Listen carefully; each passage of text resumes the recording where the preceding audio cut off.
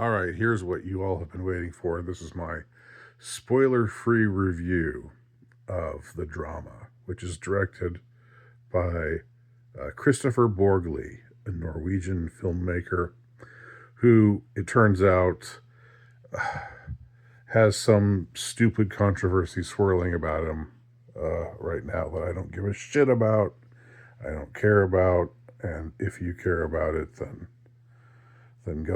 go ahead and care about it. But to me, it means nothing, nothing.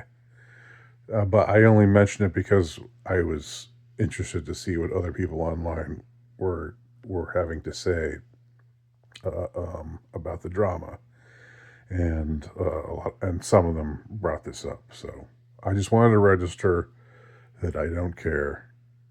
I don't care that he wrote an essay in 2012 about being 27 and seeing nothing wrong with dating a 17-year-old.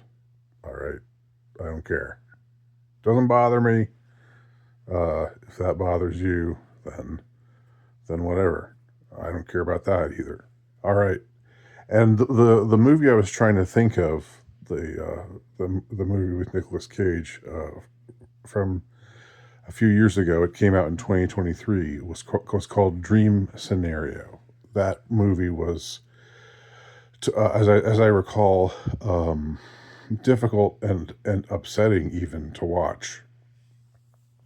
And this was much less so, although there are certainly many awkward scenes. But I actually found this movie to be quite funny at times, and there were moments where I was laughing out loud, and I was the only one in the movie theater. There were a few other people in the movie theater. I saw the matinee, and it was maybe uh, 15 or 20 people, and I was the only one laughing at a couple of scenes, and I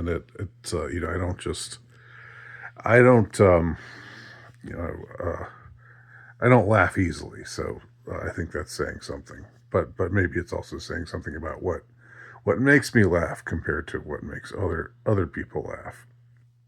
Um, so this is the spoiler. This is the review analysis video where I talk about the spoiler. Spoiler. The big secret is, I guess I should set it up a bit. The couple is talking to another couple that they know. By the way, both of these couples are race mixed. I don't think that particularly matters. I know that will bother people.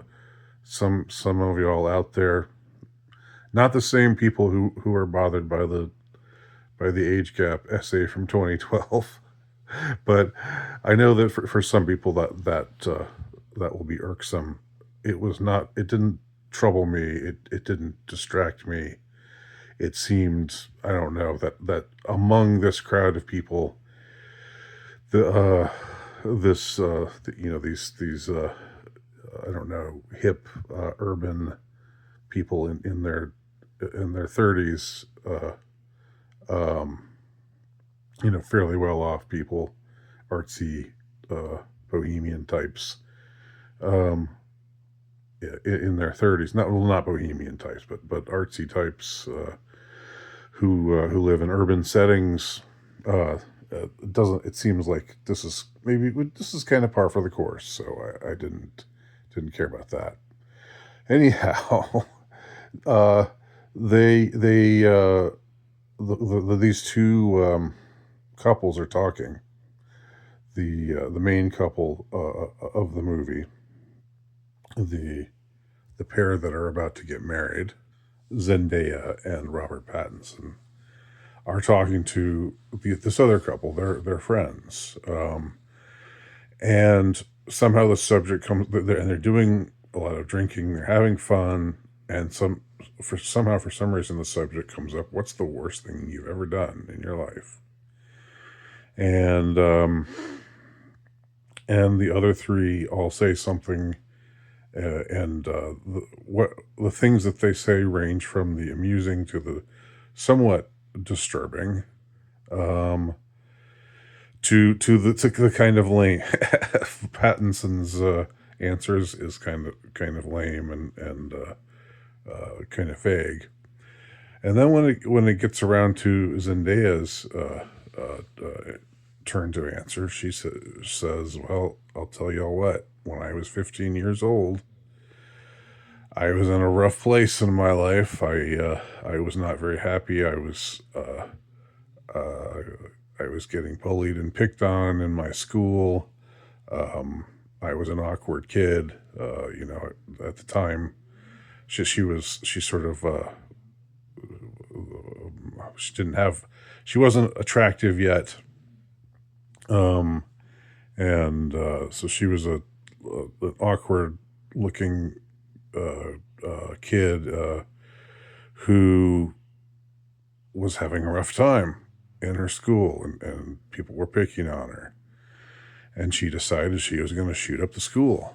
And not only did she decide that she was going to do it, she actually took her father's rifle, her father, who's a military man of some kind, and tried to record a couple of manifesto videos about it.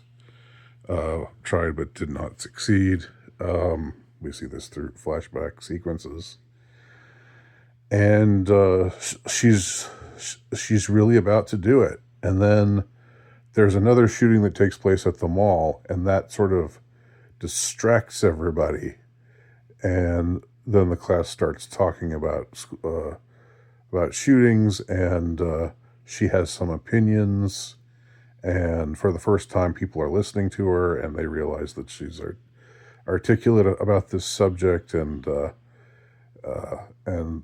and this kind of naive group of kids, decide to have an anti-gun rally, and she ends up taking part in this anti-gun rally, not really out of conviction, but just because she's finally making friends. These kids are being nice to her, and this is sort of the beginning of her growing out of the awkward and terrible phase of her life, and into greater social success. But what she says is that she was really about to do it. I mean, she had the gun. She brought the gun. She had the gun at school, and she was about to do it. Maybe that day, maybe another day, but she was determined to become a school shooter, to take out some of the people who were being mean to her, and the only reason why she didn't is because she got distracted from it, and not because she had some kind of aha moment that it would be wrong to do it. All right. Now here's an observation, and this is maybe just me, but if I were engaged to a girl who I thought was a cool chick, all right, make me younger. Imagine me 20 years younger than I am, and I'm in a happy relationship, and we're about to get married, and I love this girl. And if I heard this story from her, I would be, I would find her even more desirable. I mean, I would be maybe a little shocked, but I would be interested to hear what her story was, how she got to be this way, and by the time it was over, I wouldn't feel the need to forgive, because there would be nothing to forgive, because I would understand why she almost did what she almost did at age 15, because I know that when you're young, and when you're not popular, and when you're having a rough time of it, that's that's you know, you're you sometimes contemplate, and sometimes it even go beyond contemplating, taking radical steps like she did, like she almost did. Um, but that's just me. But for everyone, for all of the people that she's talking to in that scene, it's this huge freak out. Um, for Robert Pattinson, her husband, I mentioned earlier that he's like a beta male, sort of prototype. He's also British, and very nebbishy, and so even though he's handsome and he's got a good job, and he's charming, I definitely wouldn't call him somebody with no social graces or anything like that. He's also, um, as I said earlier, very much a beta male, and again, I draw attention to the Diet Coke. Like, think of a guy, a young strapping lad, um, who again not trying to lose weight, drinking Diet Coke while ordering a hamburger and fries, at a diner. Um, unless he's diabetic, that's just that there's something not right about that. That gives me the ick personally.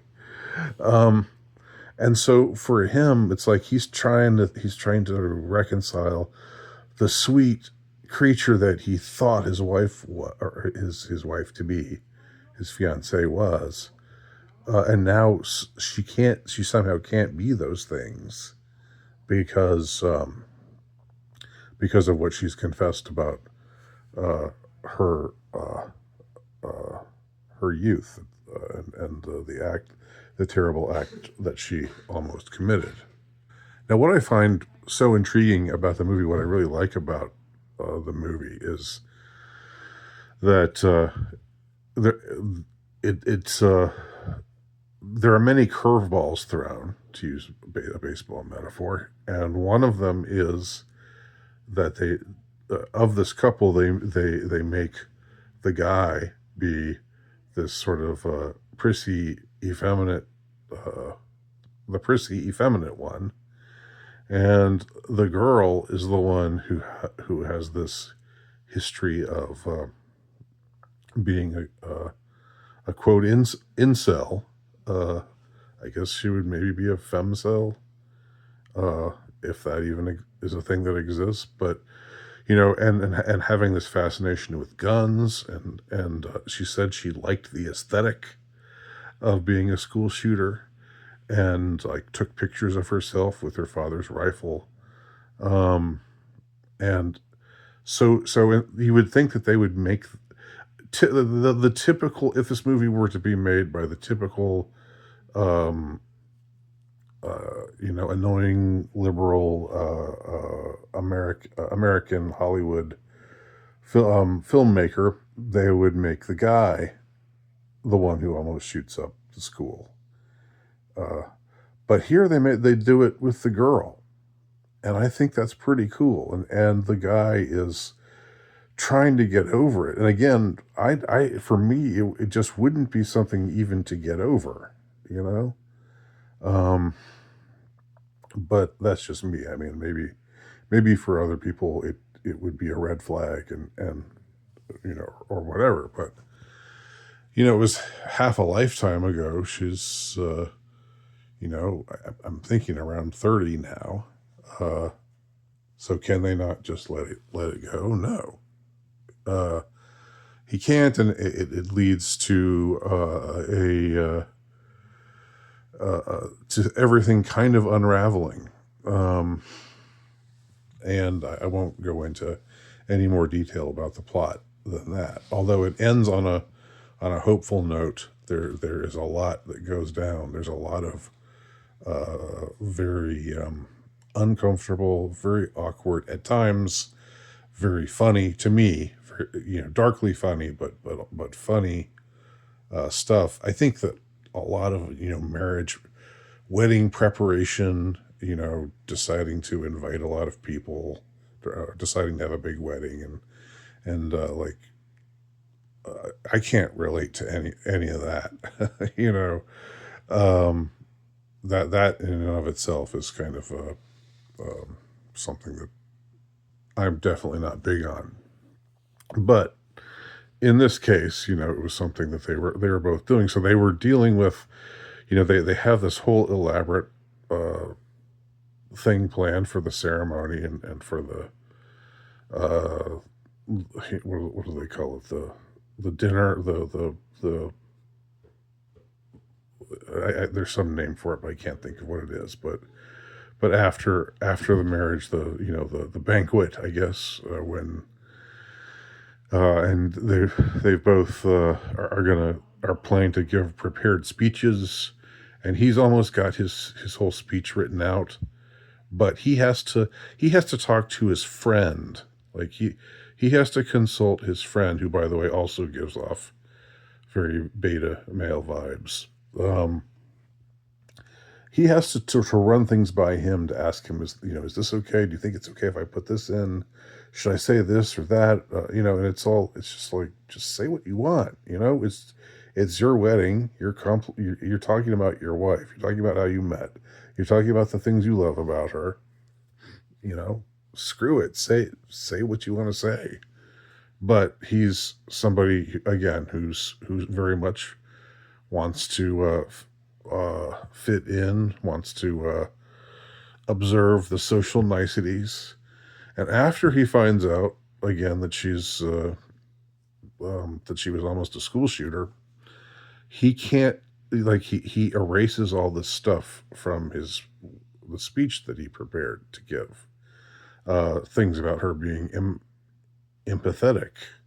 Somehow she can't be empathetic anymore, uh, because of what she did.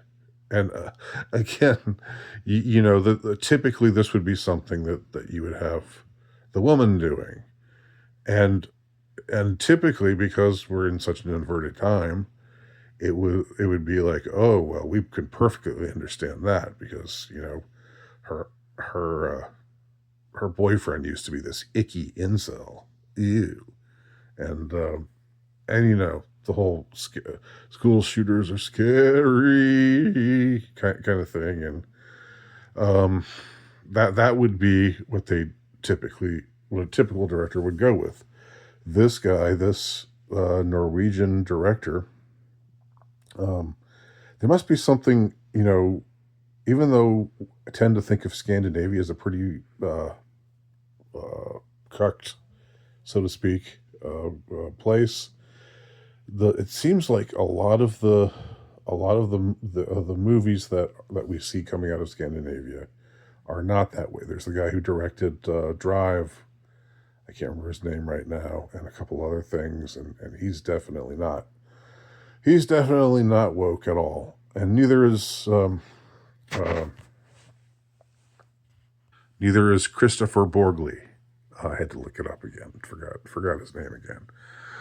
Um, so that's really kind of interesting. You have the Danish director who directed Drive and Only God Forgives, and um, that movie about the girl who goes to Hollywood and goes through all of these, willingly goes through all these rituals to become a star.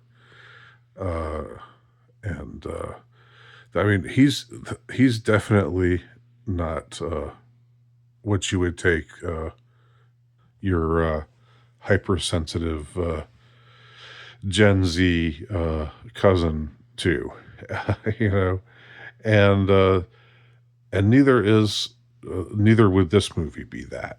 And I'm guessing that since this movie was apparently marketed as a rom com, strange that strange that they say rom com, since it's romance, it's not romance, but I know they want to make it rhyme. Anyway, um, that they kind of market it as a rom com with a twist. when it does not have rom-com vibes really very much at all, although it does begin with a cute meet situation. But even that is awkward. Even that is suffused with a kind of dread and and and some weirdness and some the lingering fear of being socially humiliated, for reasons I won't go into here. I'm already taking up more time than I wanted to. So it's so important for this guy, this beta male guy, um, to uh, to have the approval of others. He's trying to find a way to to to quote, I guess, forgive his wife or his wife to be, or to see it in a way that that makes it not so bad or mitigates what frightens him so much about it. And part of it is about, oh, who am I marrying? What could she do to me? But I think a bigger part of it is just his fear of social ostracism. That's what it's really motivated by. Is it are people if people find out my girlfriend's secret, are they going to be mad? Are they going to think that I approve of school shooters? That's the kind of guy this guy is. Again, I'm being a little hard on him. He's not a bad guy. He's not. I mean, he's not a mean guy. He's a very nice guy. In fact, too nice. Um, and in one memorable scene, a girl calls him a pussy, and it's correct. I think that's the thing about it, is that he is that. But so there's a lot. There's a very caustic social critique in this movie. Um, in this, uh, I don't even know. I'm not sure what to call it. This dark comedy slash dramedy, uh, disguised as a rom com. Well, let me just put this out there. I mean, to all of my all the guys out there who listen to me, I know it's pretty much all guys. If you want to respond. Like, if you found out if these things about your girlfriend, who you already thought was a really cool gal, if you found these things out about her past, wouldn't there be something that would make her even more desirable for all of that? Um, I've talked before about women holding guns. There's a potent eroticism to any image of a woman holding a gun. It's just like, wow, you know. And I think the reason for that is that you get the feeling that a woman who's not afraid to use a gun is a woman who's spirited, and if she's spirited, then she's probably also good at some other things. And it makes it easier to think of her in that kind of way, in a carnal sort of way. I think that's maybe the reason why pictures of women holding guns is so attractive to men, because I don't think I'm the only one who feels that way.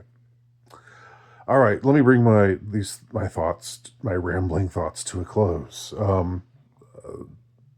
This this movie is very innovatively made. There's a lot of cuts between past and present. There are scenes that might or might not be fantasy, where we're seeing inside of a person's mind. It keeps you on your toes in that regard.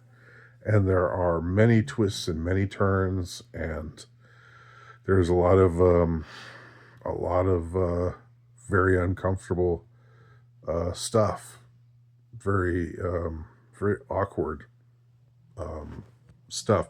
It's sort of like an episode of The Office, but much darker, but it's that same kind of atmosphere of people being awkward, and some people being clueless, and saying the wrong thing, or being afraid of saying the wrong thing, or dealing with somebody who's saying the wrong thing or doing the quote unquote wrong thing. Uh, and I thought it was really, really good. I'll probably end up seeing it again. So leave your comment below. Again, guys, if you found this out about your girl, what would you think? Am I the only one who feels this way? Let me know below. Thanks for watching.